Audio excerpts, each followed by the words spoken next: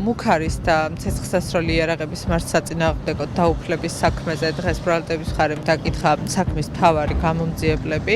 მათგან ჩვენ გვაინტერესებდა მუქარის ნაწილში პირველ რიგში ის ჰქონდათ თუ არა დადგენილი, რომ ადვოკატი, რომლის მიმართაც შესაძლო მუქარის განხორციელებაზეა საუბარი, უკვე ბრალდებულის უფლებამოვალეობების დაცვისგან გათავისუფლებული იყო, რაც დაგვიდასტურა გამომძიებელმა, რომ ის შესაძლო მუქარის ჩადენის დროს აღარ ახორციელებდა უფლებამოსილებას, რაც სისხლის სამართლის კოდექსის 365 მუხლის შემადგენლობას ავტომატურად გამორიცხავს.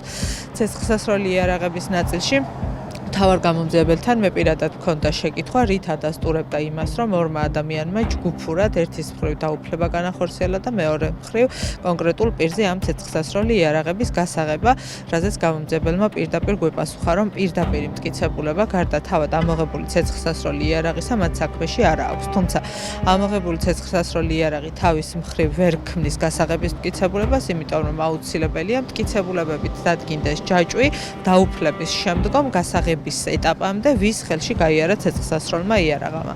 ასეთი მასალები, როგორც უკვე გითხარით და გამომძიებელმაც დაგვიდასტურა, საქმეში წარმოდგენილი არ არის.